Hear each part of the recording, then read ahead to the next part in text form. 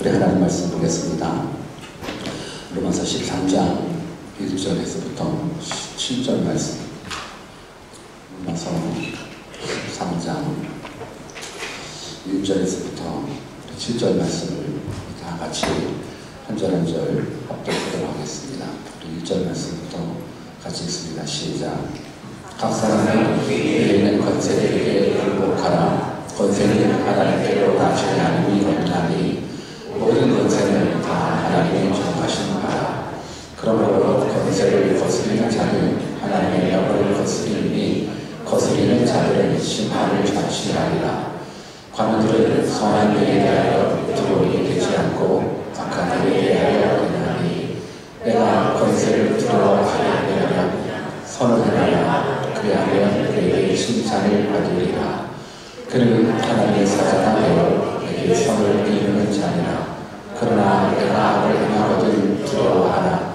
그가 분명히 칼을 가지지 아니하였으니 곧 하나님의 사자가 되어 악을 행하는 자에게 진노하시기를 위하여 보호하는 자니라.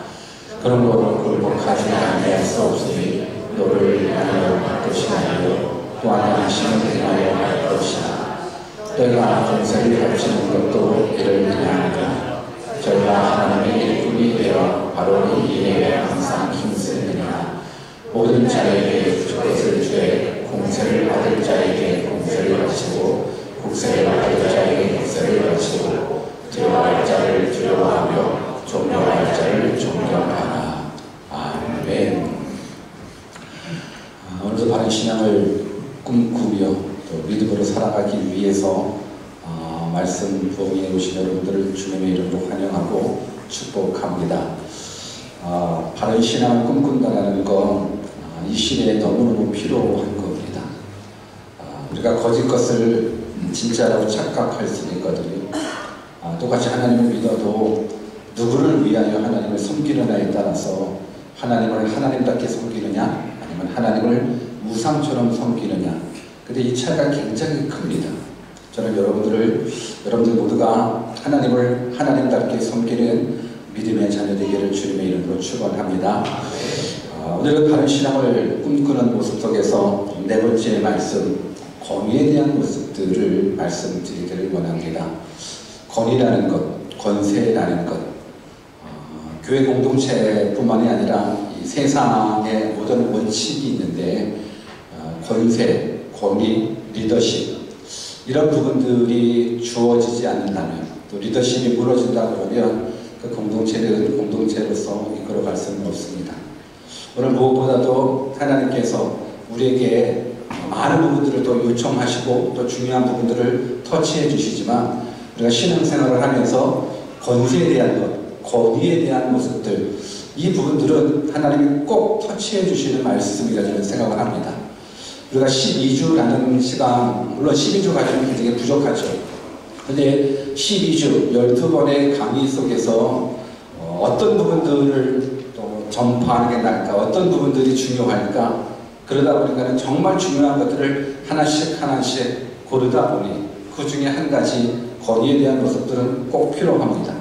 왜냐하면 이 권위가 무너지면 다 무너지기 때문에 그렇습니다. 무엇이 무너지는가? 우리가 한번 좀 생각해 봤으면 좋겠는데, 권위에 대한 모습들, 부모님은 부모님의 권위가 있죠. 또 선생님은 선생님들의 권위가 있습니다. 근데 권위라는 부분들은 어떻게 보면 질서이거든요. 위아래의 질서. 근데 이 질서가 무너져 버리면 사실상 다 무너질 수밖에 없습니다. 한번 생각해 볼까요? 이 시대에 자녀들이 부모님의 권위를 인정하지 않는다. 그 가정이 행복할 수 있을 것 같아요. 한번 생각해 보십시오. 우리가 상식적으로 자녀들이 부모의 권위를 인정하지 않는다. 어떨 것 같아요? 행복할 것 같아요? 아니요. 그 가정은 불행이에요. 그 가정은 불행이에요. 학생들이 선생님의 권위에 순종하지 않는다. 그래서 교육이 무너졌어요. 그럼 권위라는 건 굉장히 중요해요. 그러다 보니까 옛날에 군사불일체라는 말이 있어요. 무슨 말이냐면 임금님, 스승님, 선생님, 그리고 부모님은 하나라는 부분들인 거예요. 그러니까 이 부분들은 무엇을 얘기하기 원하는 거냐면 결국은 권위에 대한 모습들을 이야기하는 거예요. 부모님의 권위나 선생님의 권위나 임금님의 권위. 사실 우리는 임금님만 높은 권위에 있다고 생각을 하거든요. 아니, 그렇지 않아요. 선생님의 권위, 부모님의 권위. 근데 선생님의 권위가 무너져요. 인정하지 않아요. 부모님의 권위를 인정하지 않아요. 그러면 가정이 무너져요. 그럼 교육이 무너져요. 임금님의 권위를 인정하지 않아요. 그럼 나라가 무너지는 거예요. 하나님께서는 우리들 삶 속에 우리들의 권위를 통해서 일해 주십니다. 우리가 세상에 한 일원이 되면 그 일원 속에서도 항상 권위가 주어져 있습니다. 그러니까 권위가 주어진다는 건 리더십을 이야기하거든요. 근데 이 리더십을 우리가 어떻게 받아들이냐에 따라서 그 리더십 속에서 그 공동체가 살아나느냐, 그 공동체가 무너지느냐가 알 수 있어요. 가정도, 또 직장도, 또 교회도 동일할 것 같아요. 저는 가라오키는 하나님께서 이 권위를 통해서 일해 주신다고 하면 여러분들 모두에게 하나님께서 큰 권위를 부여해 주셨으면 좋겠어요. 아멘 하는 사람한테만 권위가 주어지기를 원합니다. 하나님께서 여러분들에게 큰 권위를 주어주셨으면 좋겠어요. 아멘. 그럼 한번 옆에 분들을 축복해 볼까요? 하나님께서 당신에게 큰 권위 주시기를 원하십니다라고 한번 인사해 볼까요? 시작. 그럼요. 하나님께서 여러분들에게 큰 리더십을 주셔야죠. 그 권위를 주셔야죠. 저는 여러분들 모두가 하나님께서 허락해 주신 그 권위를 다 받고 그 리더십을 받고 그 리더십 가운데에 정말 하나님께 영광을 올려드릴 수 있는 그런 모습들이 되기를 주님의 이름으로 축원합니다. 권위는 너무너무 중요합니다. 권위는 가정에서도 중요하고 세상에서도 중요합니다. 교회에서도 너무너무 중요합니다. 그런데 가정과 세상과 세상 직장이겠죠. 직장과 교회 안에서 너무너무 중요한데 이 권위라는 부분들은 꼭 그쪽에서만 중요한 것이 아니라 하나님께서도 이 권위라는 부분들을 굉장히 중요하게 생각하신다는 거예요. 왜 하나님께서 이 권위를 중요시 여기는지를 우리가 말씀을 통해서 배웠으면 좋겠습니다. 우리 본문 1절을 같이 한번 읽어볼까요? 본문 1절 같이 한번 읽습니다. 시작. 각 사람은 위에 있는 권세들에게 굴복하라. 권세는 하나님께로 나지 않음이 없나니. 모든 권세는 다 하나님이 정하신 바라. 아멘. 성경은 무엇을 말씀해주고 있냐면 모든 권세, 모든 권위가 다 누구로부터 왔다고요? 하나님께로부터 왔다는 거예요. 근데 이 믿음이 여러분들이 굳건히 서 있어야 될 반석 같은 믿음이 되어야 돼요. 그래야지 여러분들의 권위를 통해서 하나님께서 일해 주십니다. 각 사람은 위에 있는 권세들에게 복종하라 얘기해주고 있습니다. 권세는 하나님으로부터 나지 않음이 없나니 모든 권세는 다 하나님께서 정하신 것이다. 그러면 부모님의 권위는 누가 세우신 겁니까? 믿으십니까? 권세라는 부분들은 권위라고 생각하시면 될 것 같아요. 리더십이라고 생각하시면 될 것 같아요. 그럼 부모님의 권위는 누가 세우셨습니까? 하나님이 세우셨습니다. 그렇기 때문에 성경에서는 각 사람은 위에 있는 권세들에게 복종하라라고 이야기했다면 여러분들 하나님께서 우리들의 부모님의 권위를 세워주셨다 그러면 부모의 권위를 세워주셨다 그러면 우리들은 그 권위 앞에 복종하는 게 옳을까요? 그럴까요? 당연히 복종해야 맞아요. 하나님이 세우신 권위 앞에 복종하지 않아요. 거역해요. 그러면 누구를 거역하는 걸까요? 여러분 잘 생각해 보십시오. 모든 권위는 누구한테부터 왔대요? 하나님으로부터 왔대요. 그러면 부모님의 권위 또한 누구한테 왔어요? 하나님께로부터 왔어요. 그래서 위에 있는 권세자들에게 복종해야 되는데 하나님이 세우신 그 부모의 권위에 복종하지 않아요. 거역해요. 그러면 누구를 거역하는 걸까요? 하나님을 거역하게 되는 거예요. 그래서 자녀는 부모님의 말씀에 순종해야 돼요. 우리 한번 옆에 계신 분들한테 우리 부모님의 말씀에 순종합시다. 한번 인사해볼까요? 시작. 순종해야죠. 순종이 안 돼요? 그럼 다시 한번 인사합시다. 우리 부모님의 말씀에 절대 복종합시다. 시작. 억울해요? 여러분 억울하다고 생각하십니까? 자녀들 억울하다고 생각하십니까? 그러면 복종하지 마십시오. 복종하지 마십시오. 대신에 여러분들의 새끼들이 똑같이 똑같이 여러분들에게 거적할 겁니다. 왜? 보고 배우니까. 보고 배우니까. 어때요? 여러분들의 모든 자녀들이 여러분들의 말씀에 순종하며 복종하며 기쁨으로 섬기기를 원합니까? 아니면 거역하기를 원합니까? 만약에 기쁨으로 봉사하고 섬기고 그리고 권위 앞에 순종할 수 있는 그러한 자녀들을 두기를 원한다 그러면 지금 우리 자녀들 우리부터 하나님 세우신 부모의 권위에 먼저 뭐예요? 순종할 수 있는 믿음의 사람 되기를 주님의 이름으로 축원합니다. 선생님의 권위를 한번 볼까요? 선생님의 권위 또한 누구한테? 하나님께로부터 부여받은 거예요. 그래서 선생님의 권위에 복종해야 돼요? 아니야 돼요? 당연히 해야 되는 거예요.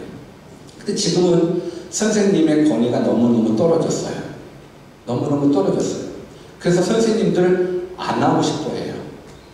선생님들 너무 중요하거든요.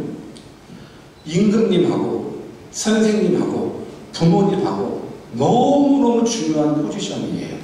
너무너무 중요한 리더십이에요. 없어서는 안 될 그러한 리더십이에요.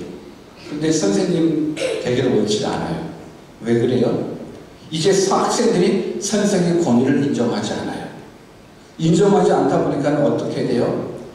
그 교육의 발현이 흘러가지가 않아요. 예전에는 회초리 들었지 않습니까? 저 때만 하더라도 회초리가 뭐예요? 와, 만약에 말 안 들었다? 그러면 그냥 끌려가죠. 그러다 공부하고 있으면 어떻게 돼요?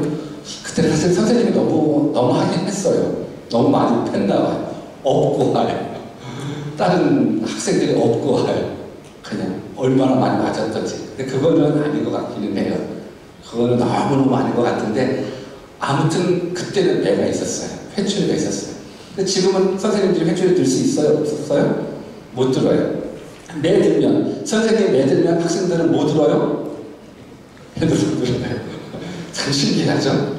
선생님이 매를 들면 학생들은 핸드폰을 듣게 돼요. 선생님이 진짜 사랑의 회초리를 때리면 그때는 학생들이 단체로 몰려와서 선생님을 폭행해요. 이게 지금 이 시대에 우리가 겪는 교육의 문제예요. 뭐가 무너져서 그래요? 권위가 무너져서 그래요. 권위에 대한 부분들을 인정하지 않기 때문에 그래요. 교회도 마찬가지라고 저는 생각을 합니다. 교회 목사나 전도사의 권위 또한 누가 세우셨습니까? 하나님이 세우셨습니다. 여러분들 동의하십니까? 하나님이 세우셨습니다. 그렇기 때문에 교회 목회자에게 대한 그 권위 앞에 복종하고 순종하는 건 너무너무 중요합니다. 물론 모든 권위자들이 다 올바른 행동을 한다라고 전제될 수는 없어요. 모든 부모님들이 정말 부모님답게, 모든 선생님들이 모든 선생님답게, 모든 목회자들이 진짜 목회자답게 다 행동하느냐? 그렇지 못한 경우들도 많이 있죠. 근데 설사 그렇지 못할지라도 우리에게 필요한 부분들은 있어요. 우리는 하나님께서 허락해 주시는 이 말씀이 정말 하나님의 말씀이라고 믿고 우리가 지키고 순종해야 될 거라는 걸 믿는다고 그러면 성경은 우리들에게 확실하게 말해요. 모든 권위는 하나님께로부터 왔고 그 권위 앞에 복종할 때에 하나님께서는 그 공동체를 건강하게 세워져 나갈 수 있는 질서를 만들었어요. 그래서 가정은 가정대로의 그 질서에 여러분들의 권위 앞에 복종하는 믿음의 사람 되기를 주님의 이름으로 축원합니다. 학교는 학교로서, 교회는 교회로서, 여러분들의 직장은 직장으로서 모든 부분들 속에 위치가 있거든요. 포지션이 있거든요. 그 앞에 순종하십시오. 복종하십시오. 이것이 우리를 향하신 하나님의 뜻입니다. 하나님은 그 권위를 통해서 일해 주시는데 하나님께서 우리들에게 주시는 가장 큰 은혜, 가장 큰 복이 무엇일까? 물론 복음으로 말미암아서 구원받는 것이죠. 복음으로 말미암아서 구원받는 것이 가장 큰 은혜입니다. 가장 큰 축복입니다. 그런데 우리가 신앙생활하면서 알아야 될 하나님의 은혜가 있습니다. 신앙생활하면서 알아야 될 축복이 있습니다. 그건 뭐냐면 하나님이 나와 함께 하신다라는 것보다 더 큰 축복은 없어요. 우리는 하나님께로부터 축복받았다 그러면 돈 없는 사람들이 부자 되는 것, 병든 사람들이 질병을 고침받는 것, 이런 부분들, 실패자가 성공자가 되는 모습들로 생각할 수 있겠지만 아니, 진짜 하나님을 제대로 알고 제대로 믿는 사람들은요, 무슨 복을 가장 큰 복으로 여기냐면 임마누엘의 복이에요. 하나님이 나와 함께 계시다라는 것, 이것이 최고의 복이다라는 걸 깨닫게 되는 거예요. 저는 여러분들이 그 복 깨달았으면 좋겠어요. 그 복 느꼈으면 좋겠어요. 우리 한번 주변에 계신 분들한테 또 인사해 줄까요? 하나님이 함께 하심이 가장 큰 복입니다 라고. 시작. 하나님이 함께 하심이 가장 큰 복입니다. 왜 하나님이 함께 하시는 것이 가장 큰 복인지 우리 창세기 39장 2절 말씀을 같이 읽어볼까요? 같이 한번 읽습니다. 시작. 여호와께서 요셉과 함께 하시고 그가 형통한 자가 되어 그 주인 애굽 사람의 집에 있으니. 여러분, 성경이 여호와께서 요셉과 함께 하심으로 그가 형통한 자가 되어 그의 주인 애굽 사람의 집에 있으니 라고 기록되어 있어요. 아마 성경을 어느 정도 아시는 분은 이 본문 말씀을 보면서 이 본문이 어디에서 이 배경이 무엇인지를 알 수 있을 거예요. 지금 요셉이 어떤 상황이냐면 요셉이 지금 노예로 팔려가 있는 상황인 거예요. 노예가 된 상황인 거예요. 그러면 요셉이 노예가 된 상황이 이게 형통일까요? 불통일까요? 잘 나가던 아빠로부터 너무너무 사랑을 많이 받았었던 기공자 같은 아들이 갑자기 노예로 팔려갔어요. 노예로 팔려가면 그게 형통할까요? 그건 형통이라고 얘기할 수 없어요. 그건 실패예요. 그건 조주스러워요. 그건 막힌 것 같아요. 그런데 성경은 그가 지금 형통한 자가 되었다라고 이야기하고 있어요. 왜? 하나님이 함께 하심이 형통이기 때문에 그래요. 비록 요셉은 노예로 끌려간 상황이지만 그의 주인 애굽 사람의 집에 있다라는 부분들은 편안하게 있는 것이 아니라 노예로 끌려가 있는 상황인 거예요. 노예로 끌려가 있지만 요셉이 하나님이 요셉과 함께 하심으로 그가 형통한 때가 되었다라는 거예요. 우리가 이해할 수는 없어요. 노예인데 형통? 이거는 이해할 수 없어요. 그런데 성경은 말씀하고 있어요. 이게 형통이래요. 하나님이 함께 하심이. 또한 요셉이 자신의 믿음을 지키기 위하여, 신앙을 지키기 위해서 주인의 와이프의 유혹 앞에서 물리쳤잖아요. 그냥 저 아무도 없으니 너 나랑 같이 동침하자라고 말했을 때 내가 어떻게 하나님 앞에서 죄를 범할 수 있겠습니까? 라고 그 자리를 팍 차고 나왔단 말이에요. 근데 억울한 누명을 써요. 억울한 누명을 써요. 이 여인이 저 요셉이라는 자가 자기를 유혹하려고 자기를 강간하려고 했다라고 이 거짓말 앞에 지금 누명을 쓰고 감옥에 가게 돼요. 그런데 그 상황 속에서도 성경은 뭐라고 얘기를 해주고 있냐면 요셉이 하나님과 함께 하심으로 형통한 사람이 되었다라는 부분들을 또 강조하고 있어요. 노예로 끌려가도 형통, 그리고 억울하게 누명을 쓰고 감옥에 들어가도 형통. 뭐가 형통일까요? 환경은 형통하진 않아요. 환경은 노예고 환경은 감옥이에요. 그런데 성경은 그가 형통한 자라고 얘기를 해주고 있어요. 왜 그래요? 하나님이 함께 하시기 때문에 그래요. 그러니까 저는 여러분들이 신앙생활을 할 때 환경에 따라서 하나님 앞에 감사를 드리고 환경에 따라 하나님께 원망 드리는 모습이라고 그러면 하나님을 제대로 신뢰하는 사람, 믿는 사람은 아니에요. 제가 늘 고백하죠. 우리는 늘 고백해요. 뭐라고 고백해요? God is good all the time이라고 고백해요. 그 all the time 안에는 노예로 끌려간 시대도 들어있어요. all the time 안에는 억울한 누명을 쓴 때도 들어있어요. all the time 안에는 감옥에 들어가 있었을 때도 들어있어요. 그때에도 불구하고 God is good이라고 고백할 수 있는 것. 왜? 하나님은 선하시고 하나님은 나와 함께 하시기 때문에 그래요. 이게 진짜 복이다라고 깨달아야지만 우리가 이 하나님을 갈망할 수가 있어요. 여러분, 이스라엘 백성들을 한번 생각해 보십시오. 여러분, 이스라엘 백성들이 출애굽하고 나서 광야에서 저들이 이제 40년 광야 생활을 하는데 저들이 살아갈 수 있는 이유가 무엇이었을까? 여러분, 그 광야는 사실 이 하루도 살기가 어려운 그런 환경이거든요. 근데 그 광야 40년 동안 저들이 살았어요? 못 살았어요? 살았어요. 어떻게 살았어요? 포장이 잘 돼 있었나요? 아니면 음식이 풍성했었나요? 환경적으로는 광야예요. 환경적으로는 광야예요. 죽을 수밖에 없는 광야예요. 그러나 하나님이 함께 하셨어요.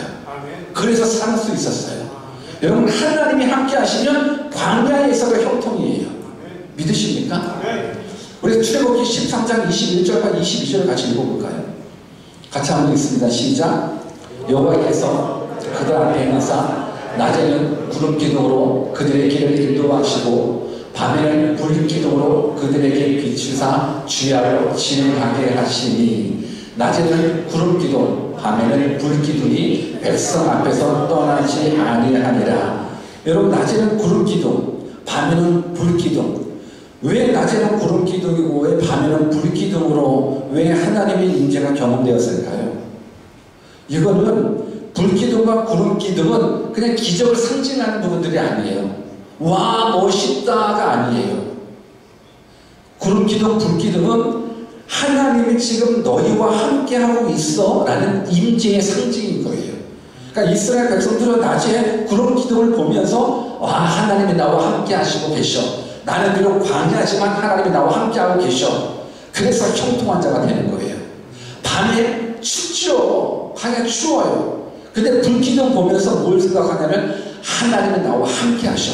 그래도 광야이지만 내가 비록 광야의 어려운 환경을 살아가고 있지만 하나님이 나와 함께 하시기 때문에 이건 형통인 거야. 그래서 이스라엘 백성들은 늘 보는 거예요. 하나님이 나와 함께 하셔. 여러분, 이보다 더 큰 복은 없어요. 이보다 더 큰 은혜는 없어요. 우리가 늘 또 고백하는 것 중에 한 가지가 With God, nothing is impossible 고백해요. 하나님이 나와 함께 하시면 능치 못함이 없다라고 고백해요. 왜? 이것이 능력이기 때문에. 이것이 능력이기 때문에. 근데 이 고백 전에 우리가 반드시 고백해야 될 게 있어요. I'm nothing without God이에요. 하나님 없이는 nothing인 거예요. 하나님 없이는 nothing이기 때문에 우리는 누구에게 집중해야 돼요? 하나님께 집중해야 되는 거예요. 하나님께. 왜? 하나님 떠나가면 큰일이기 때문에 그래요. 하나님이 함께 하셔야만 광야가 되었던 질병이 되었던 실패가 되었던 그 어떤 환경이 되었던 형통이에요. 하나님이 함께 하시는 것이 복이에요. 이것이 최고의 복이에요. 이거 깨달았으면 좋겠어요. 깨달아 주십니까? 여기까지 잘 따라오고 계십니까? 그러면 한번 성경을 읽어볼게요. 하나님이 함께 하시는 형통이고 하나님 떠나가면 우리는 죽거든요. 하나님 떠나가면 우리는 진짜 낯생이에요. 근데 하나님이 떠나가는 사건이 있어요. 하나님이 이스라엘 백성들을 떠나가는 사건이 있더라고요.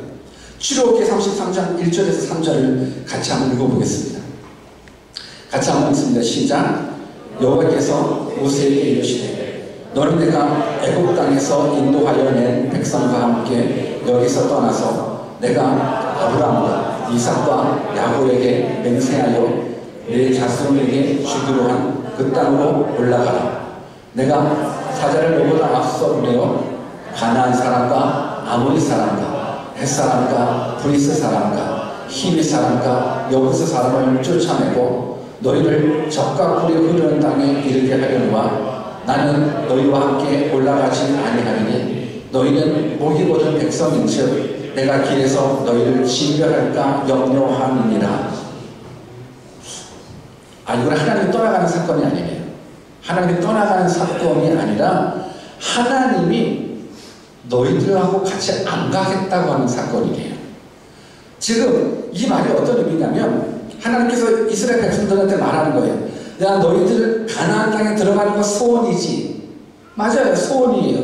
가나안 땅은 젖과 꿀이 흐르는 땅이기 때문에 그래 이제 젖과 꿀이 흐르는 가나안 땅에 내가 너를 들어가게 해줄게. 너의 소원이 성공이지. 너의 소원이 젖과 꿀이 흐르는 그 가나안 땅이지. 그래 들어가게 해줄게. 얼마나 고생했냐. 아니 노예로 30년 동안 살아가는 거. 야 이거 진짜 얼마나 힘들었어. 가나안 땅에 이제 들어가. 좋아. 내가 너네들 들어갈 수 있게끔 천사를 먼저 보내어서 가나안 땅의 적들 다 물리쳐 놓을게. 그러니까 너네들 쉽게 그냥 가나안 땅, 그 약속의 땅, 젖과 꿀으로 흐르는 성공의 땅, 행복의 땅들에 들어가. 근데 그 안에서 끄트머리에 하나님께서 뭘 말씀하시는 거예요? 근데 나는 안 들어가겠다라는 거예요. 나는 안 들어가겠다라는 거예요. 근데 이 말씀 앞에 믿음 없는 사람들, 아니 왜 하나님 왜 안 들어가시려고요? 가나안 땅 좋은 땅인데? 아니 보셨잖아요. 포도 송이가 어마어마한데 아니 왜 그건 좋은 땅에 안 들어가실게요? 정말 안 들어가실 거예요 하나님?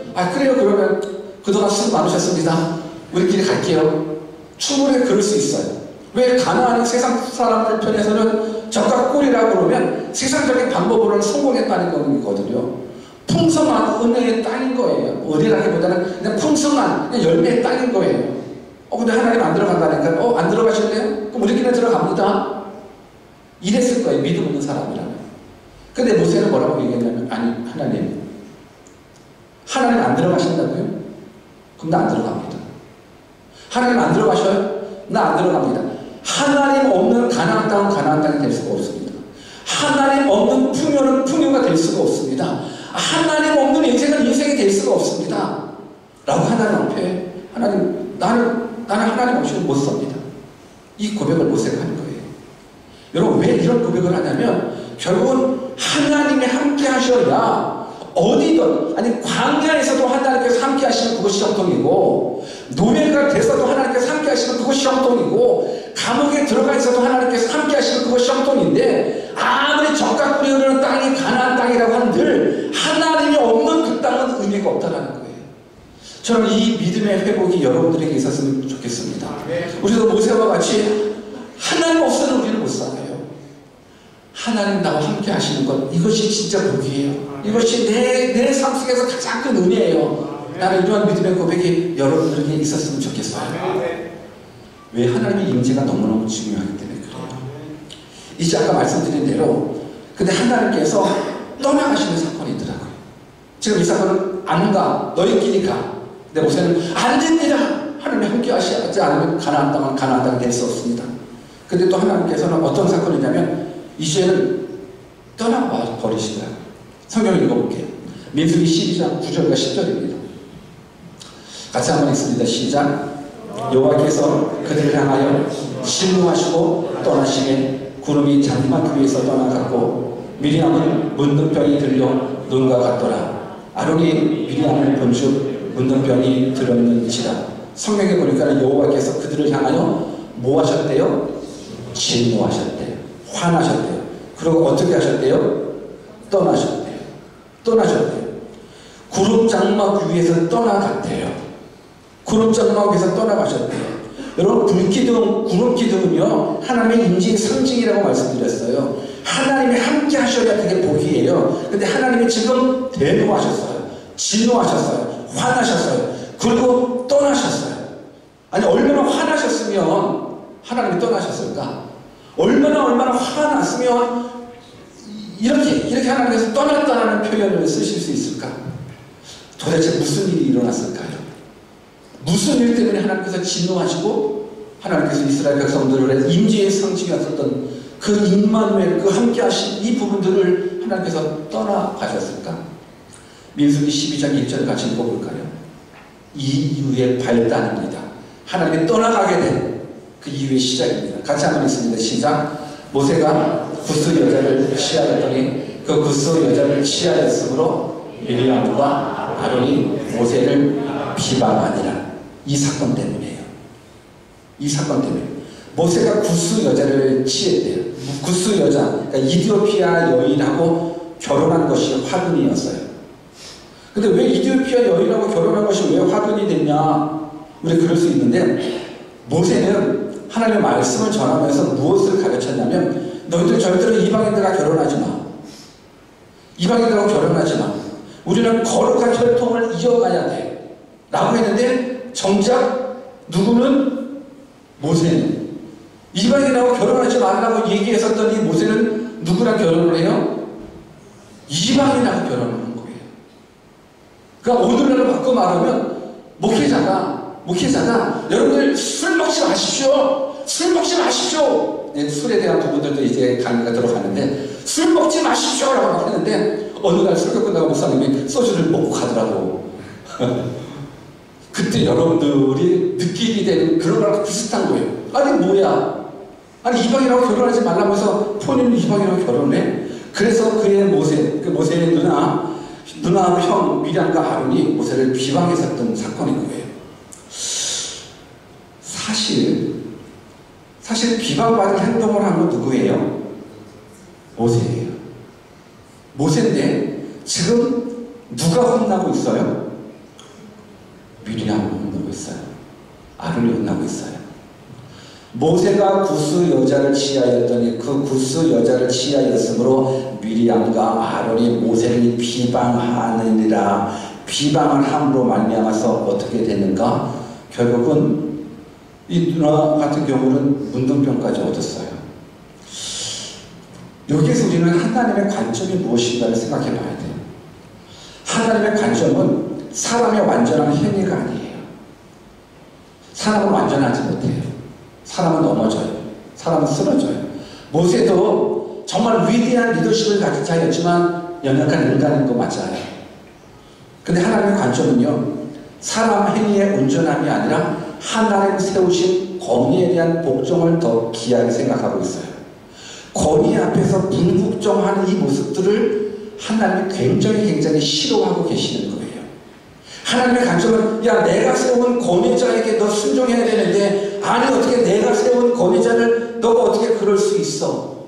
라는 부분들. 그래서 이 부분들을 어떻게 표현하냐면 민수기 12장 8절도 같이 읽어볼까요? 같이 한번 읽습니다. 시작. 그와는 내가 대면하여 명백히 말하고 은밀한 말로 아니하며 그는 또 여호와의 형상을 보겠거늘 너희가 어찌하여 내 종 모세 비방하기를 두려워 아니하느냐. 하나님께서 모세에게 리더십을 허락해 주셨어요. 모세의 리더십은 모세의 능력으로 얻는 것이 아니에요. 모세의 리더십은 하나님이 허락해 주신 거예요. 아까 모든 권위, 모든 권세는 누구로부터 왔다고요? 하나님께로부터 온 거예요. 모세의 리더십 하나님께로부터 왔어요. 근데 그 리더십을 지금 모세의 부족함, 연약함 때문에 비방하고 있어요. 그래서 하나님의 관점은 어찌 보면 죄에 대해서 더 민감하게 반응하실 수 있을 것 같은데, 그건 맞아요. 하나님은 죄에 대해서 굉장히 민감하게 반응해요. 왜? 죄 때문에 죽음이 왔으니까. 죄 때문에 지옥에 가니까 민감하게 반응하는데, 하나님께서는 이 세상 가운데에 또다시 민감하게 반응하는 모습이 바로 권위에 대한 모습인 거예요. 아니 내가 세운 이 종을 네가 비방을 해? 그러면서 두려워하지 않아? 라는 이 모습은 정말 하나님께서 대노하시는 거예요. 진노하시는 거예요. 그래서 이스라엘 백성들은 떠나가셨다는 거예요. 이거 굉장히 무서운 거예요. 무서운 상황인 거예요. 아까 말씀드렸어요. 제일 큰 은혜가 뭐냐면 하나님의 임마누엘, 하나님의 동행이라고요. 하나님이 함께 하시면 광야 괜찮아요. 하나님이 함께 하시면 감옥도 괜찮아요. 질병도 괜찮아요. 가난도 괜찮아요. 실패도 괜찮아요. 다 괜찮아요. 하나님이 함께 하시면. 근데 하나님이 떠나가면 그건 낯생이에요. 그건 큰 문제예요. 근데 지금 이스라엘 백성 앞에 하나님이 떠나간다는 거예요. 왜 그러셨을까? 왜 이렇게 민감하실까? 사실 우리가 인생을 살다 보면 우리도 민감한 부분들이 있어요. 민감한 부분들이 있거든요. 개인들마다 다 민감한 부분 다 있죠. 저는 예전에 같은 경우는 치아에 대해서 민감했었어요. 치아, 이빨이라고 그러죠. 왜냐면 저는 네가 고르지 않아요. 뻐드렁이에 덧니에 아무튼 나쁜 일은 다 가지고 있어요. 또 밑도 잘 빠져요. 그러니까 내 귀가 별로 없어요. 근데 그게 스트레스가 되는 거예요. 중학교 때 어떤 우리 전사님이 그런 얘기를 해요. 설교 시간에 야, 일본에서는 덧니가 유행이더라. 일본에서는 일부러 덧니 만들대더라. 덧니가 이쁘니까. 그럴 수 있잖아요. 그 당시, 지금은 어떻게 되는지 모르겠지만 그 당시 일본의 문화에 덧니를 이쁘게 취급했었던 적이 있었나 봐요. 설교의 예화로 그렇게 나올 수 있는 거 아니에요? 근데 제가 그 일기장에 뭐라고 썼는지 알아요? 내가 이 전사님 죽여 말어. 이 전사님 죽여 말어. 아니 왜 이빨 얘기를 왜 해? 저한테는 그게 상처인 거예요. 뻐드렁이, 덧니, 심각했죠. 중학교 때는 당연히 그런 거 아니겠습니까? 그냥 오늘 민감한 부분들이 있어요. 지금 치아에 대해서 메모리에 대해서 민감하지는 않아요. 전 주님 안에서 자유해요. 지금 완벽하잖아요. 동의는 안 하네. 하나님이 만드셨으니까. 하나님이 이 모습으로 만드셨다 그러면 하나님이 실수가 없으신 하나님이시니까 이 정도면 괜찮죠. 동의 안 하셔도 상관없어요. 하나님은 인정하셔 주셨으니까. 어찌됐든 인생을 살아가면서 상처라는 게 있어요. 하나님도 상처가 있으시더라고요. 물론 제 해석이에요. 하나님 무슨 상처를 받으시겠어요? 하나님 상처받지는 않았어요. 그런데 하나님한테 민감한 부분들이 있는 것 같아요. 그 민감한 부분들이 어떤 부분들인가? 이사야서 14장 11절에서 15절 같이 읽어볼게요. 여기에서 하나님의 민감함을 한번 보는 거예요. 같이 읽습니다. 시작. 너 아침의 아들 계명성이요 어찌 그리 하늘에서 떨어졌으며 너희 얼굴을 엎은 자여 어찌 그리 땅에 찍혀있고 내가 내 마음에 이르기를 내가 하늘에 올라 하나님의 무뼈 위에 나의 보좌를 높이리라. 내가 북극 지폐의 산 위에 좌정하리라. 가장 높은 구름에 올라 지극히 높은 자와 비기리라 하고도 그러나 이제 내가 음부 곧 구덩이의 맨 밑에 빠치우리로다. 여러분 이 말씀은 뭘 말씀해주고 있냐면 천사장 루시퍼가 사탄으로 전략되어진, 쉽게 말해서 하나님은 처음부터 사탄을 만들진 않으셨어요. 하나님은 천사를 만드셨어요. 하나님은 천사를 만들었어요. 그리고 인간을 만드셨어요. 근데 영적인 세계에서 천사를 사탄 만들지 않으셨어요. 모든 창조물 가운데 사탄은 없었어요. 그런데 천사장 루시퍼, 하나님을 찬양하는 이 천사가 하나님 앞에 쫓겨나가는 과정이 지금 우리가 지금 읽은 이사야 14장에서 나온 말씀인 거예요. 이 말씀의 12절에 보면 계명성, 이 계명성은 새벽별 또는 샛별이라고도 해요. 이 별은 아침에 일찍 뜨기 때문에 아침의 아들이라고도 불려져요. 근데 이 계명성은 그 당시에 어떤 부분들을 상징했냐면 바벨론 왕을 상징했었어요. 한때 새벽별 같이 여러분들 중에 빛났지만 이제는 망하게 되었다라는 부분들. 그런데 이 구조를 우리가 주목해야 될 건 이 계명성이 바벨론 왕을 상징할 뿐 아니라 타락한 천사인 마귀를 상징해요. 그래서 킹 제임스 버전 이 영어 성경에서는 이 계명성을 뭐라고 번역하고 있냐면 루시퍼라고 번역이 되어 있어요. 킹 제임스 버전 같은 경우는 성경 해석한 부분들 속에서의 권위가 있어요. 그러니까 원어적으로도 원서적으로도 가장 가깝게 해석하는 버전이 킹 제임스 버전으로 제가 알고 있거든요. 근데 거기에 그 버전에 이 계명성을 루시퍼라고 이야기하고 있어요. 그러니까 즉 새벽별 같이 빛난 한 천사가 어느 날 갑자기 하나님의 권위가 탐나기 시작하는 거예요. 그래서 그 권위에 도전해서 나도 하나님처럼 되기를 원한다는 교만이 결국은 뭐가 되어버렸어요? 사탄이 되어버린 거예요. 사탄의 시작이 그런 거예요. 이거 보십시오. 내가 하늘에 올라 하나님의 무뼈 위에 나의 보좌를 높이리라. 가장 높은 구름에 올라 지극히 높은 자와 비기리라. 여러분 사탄의 시작이에요. 마귀의 시작인 거예요.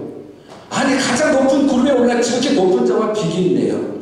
내가 하늘에 올라 하늘의 무뼈 위에 하나님의 무뼈 위에 나의 보좌를 높이리라. 무슨 말씀인지 아시겠습니까?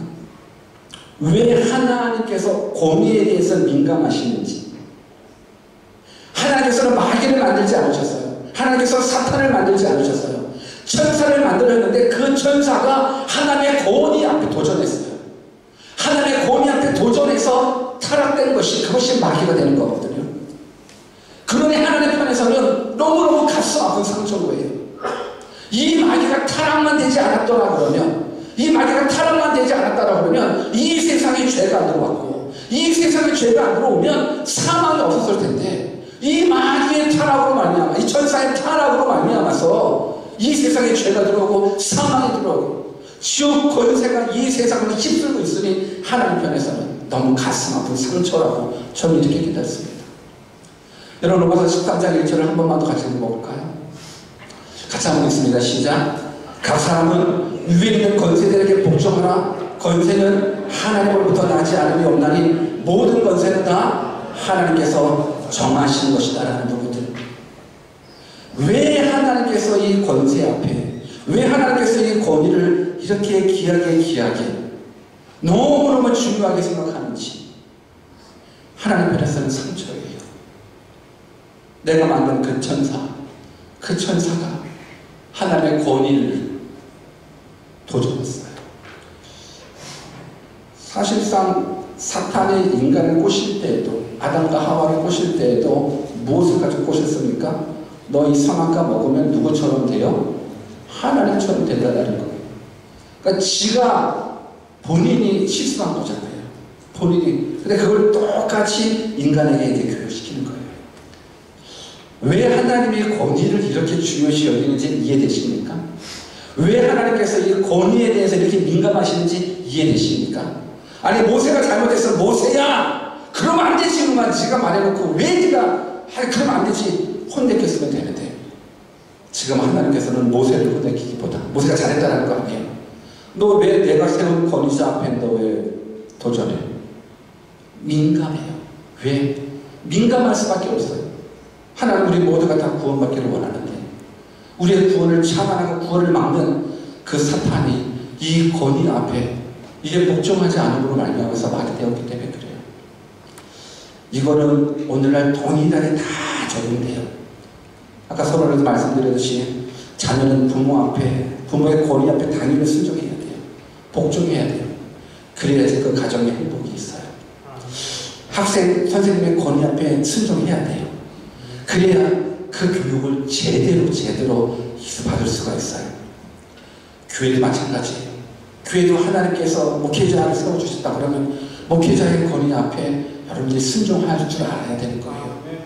지금 제가 여러분들 목회자의 권위를 가지고 여러분들을 확 잡으려고 하는 거 아니에요. 잡는다고 뭐 잡혀지겠습니까? 요즘. 근데 이거 하나는 영적인 부분들이 있기 때문에 그래요. 저는 간혹 안타까운 거지만 교회에서 목회자들이 자주 바뀌는 그런 교회들이 있어요. 성도님들이, 목사님들을 자주 이렇게 내쫓는, 여러분들은 저를 안 내쫓을 거예요. 여러분이 날 내쫓기 전에 내가 여러분을 내쫓을 거니까. 근데 정말 안타까운 거예요. 교회들의 목회자들이 자꾸만 성도들로 인하여서 내쫓긴당하는 모습들이 전 세계적으로 많아요. 저는 그런 부분들, 그런 교회에 어르신들을 좀 봤어요. 어르신들하고 교제할 수 있었던 때가 있었는데, 제가 그러더라고요. 그냥 뭐 특별하게 뭐라 그러는 건 아닌데, 그분이 했었던 말이 귀에 맴돌아요. 아휴, 이번에도 젊은 목사가 왔는데, 나예요. 젊은 목사가 와서, 어린 목사가 와가지고, 이번에도 어릴 것 같아. 여러분, 젊은 목사, 어린 목사, 누가 세웠을까요? 하나님이 세우셨죠. 그 권위 앞에 우리가 순종하지 않으니까 항상 문제가 많이 발생할 수밖에 없어요. 저는 여러분들이 앞으로 하나님께서 세우시는 그 권위자, 목사뿐만 있겠습니까? 집사님도, 권사님도, 장로님도, 전도사님도, 간사님도, 우리 목장 리더들도, 찬양팀 리더들도, 카페팀 리더들도 하나님께서는 권위를 통해서 일하시거든요. 그래서 저는 여러분들이 그 많은 권위들을 다 가져가셨으면 좋겠어요. 왜? 하나님 권위를 통해서 일하시니까는. 근데 그 권위가 세워졌다 그러면 그 권위 안에 있는 팀원들은 복종하는 것, 순종하는 것, 이거 너무너무 필요해요. 그래야 그 팀이 멋지게, 그 팀의 일원이 되어서 영광을 얻을 수 있어요. 가정이 그래요. 직장이 그래요. 교회가 그래요. 저는 이 모든 부분들을 여러분들이 꼭 기억하시고, 그리고 하나님의 권위 앞에 순종할 수 있는 믿음의 사람 되기를 주님의 이름으로 축원합니다. 제가 이 권위에 대한 설교를 하면서 자주 들었었던 질문 중에 한 가지가, 그럼 목사님, 제가 안 믿는 회사 상사의 말에도 내가 복종해야 돼요? 당연히 복종해야 돼요. 안 믿는 회사 부장님, 차장님, 사장님, 회장님, 팀장님 다 복종해야 돼요. 그래요. 왜? 성경적이니까. 그런데 예외사항이 있더라고요. 모든 권위는 누구한테 왔어요? 하나님. 그럼 사장님의 권위를 누가 세워준 거예요? 하나님이. 대통령의 권위도 내가 저 대통령 내가 안 죽었는데 대통령 됐다고. 아니 근데 그 대통령의 권위도 하나님께서 세우신. 모든 권위는 아까 읽었었잖아. 모든 권세는 다 하나님께서 정하신 거고 하나님이 세우셨으니까 믿지 않는 사장이라도 믿지 않는 뭐 과장님이더라도 그 권위 앞에서 순종하는 것이 마땅해요.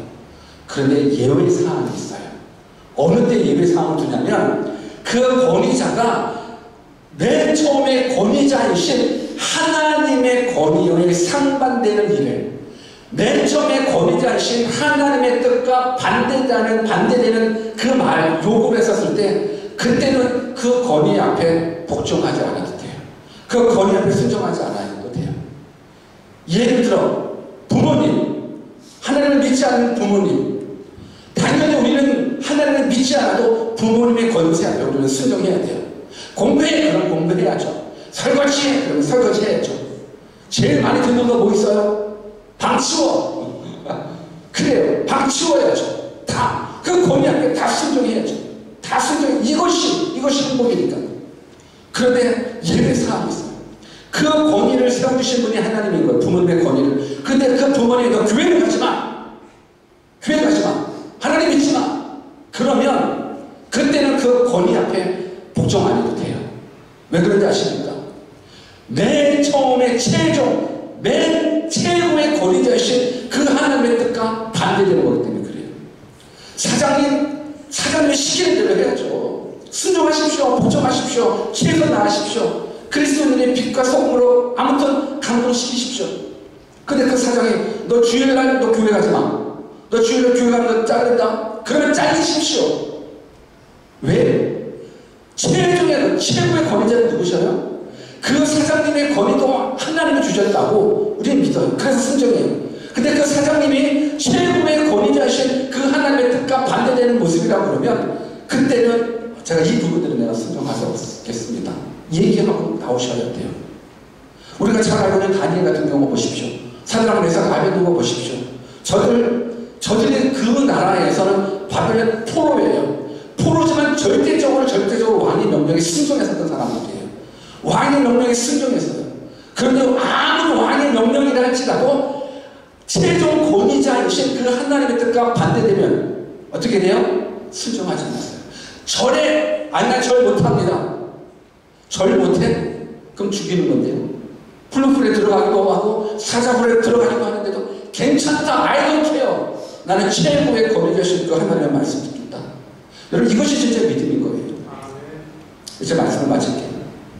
여러분들 권위는 너무 중요해요. 신앙생활하는데 너무너무 중요해요. 하나님의 가장 민감한 부분이기도 해요. 이 권위의 문제 때문에 사탄이 만들어졌기 때문에 그래요. 그 사탄 때문에 우리가 이 모양 이 꼴로 죄 가운데 살다가 지옥에 가잖아요. 그 하나님의 민감해요. 저는 여러분들 이제부터 바른 신앙을 꿈꾼다고 그러면 이제는 그 권위 앞에 순종할 수 있는 믿음의 사람이 되었으면 좋겠어요. 목장 리더가 하라고 그러면 하십시오. 팀장이 하라고 그러면 하십시오. 전사님이 하라고 그러면 하십시오. 나이 상관하지 마십시오. 아니 경력도 상관하지 마십시오. 하나님이 세우시는 그 권위 앞에 인정할 때 하나님은 그 권위 앞에 합당한 보고를 받게 해주십니다. 권위에 도전하니까 하나님이 떠나시잖아요. 하나님 떠나면 우리를 많이 해요. 오늘 하나님이 함께 하신다는 그 복을 경험하시면서 이제부터 세워져 있는 모든 권위 앞에 순종하여 하나님의 복, 임마누엘 복 누리시는 우리 모두에게를 주님의 이름으로 축원합니다. 우리 찬양 한곡하고 우리 기도할까요? 우리 예수님의 피난처 주신 예수님, 우리 찬양 한곡하고 하나님 앞에 기도하고 마셨으면 좋겠습니다. 바로 오기는 여러분들 모두가 진짜 권위 앞에 순종할 수 있는, 그리고 하나님께서 여러분들에게도 많은 권위를 허락해 주시기를 원합니다. 우리 찬양하고 우리 기도합시다.